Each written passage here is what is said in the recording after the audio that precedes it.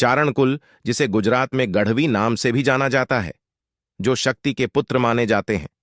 भगवती आवड, जिन्होंने अपने वचन मात्र से सूर्य को रोक दिया था, ऐसी ऐसी महामायाएं केवल चारण कुल में अवतरित हुई हैं।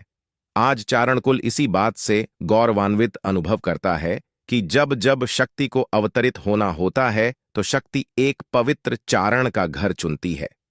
आई करणी, जिन्होंने राजस्थान में बीकानेर के पास देशनौक में अपने बिट्ठू शाखा के चारणों के लिए अलग से स्वर्ग और नर्क का निर्माण कर दिया, जो कि मानव के अलावा सिर्फ चूहों के रूप में दिखते हैं, और भी कई अवर्णनीय चमत्कारों से भरा पड़ा है इस झांति का इतिहास।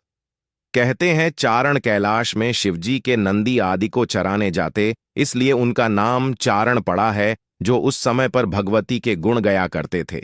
जब पृथु राजा ने धरती को जीतकर उसे उमा जी को भेंट करने कैलाश गए, तब उन्होंने पहली बार चारण को भगवती के गुण गाते हुए सुना। पृथु राजा ने भगवती से चारणों को मांग लिया और चारणों को पृथ्वी का राज सौंपने की तैयारी बताई।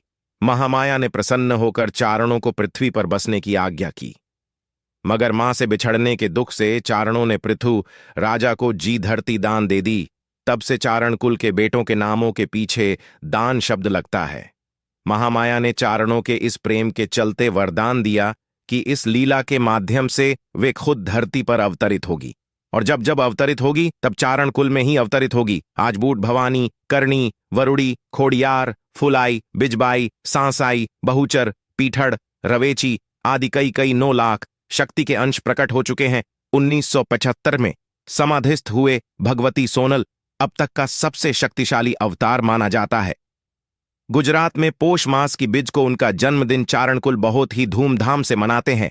धन्य है भारत भूमि और धन्य है चारण कुल, जिसने अन्य समस्त जातियों को आज भी संस्कृति और सभ्यता को कैसे संवारे व बताया है और सत्य और नीति नियम से जीने की प्रेरणा दी है। चारण कुल नागलोक से भी जुड़ा हुआ है। मामड़ चारण की 7 पुत्रियां नागलोक की शक्तियां थीं। चारण शेष नाग के लोक को अपना ननिहाल मानते हैं। आज भी अगर चारण कुल की इच्छा हो और पवित्रता को धारण करे तो शक्ति का अवतरण करा सकते हैं। उनके छंद दोहे और ऊर्जा अतुलनीय है।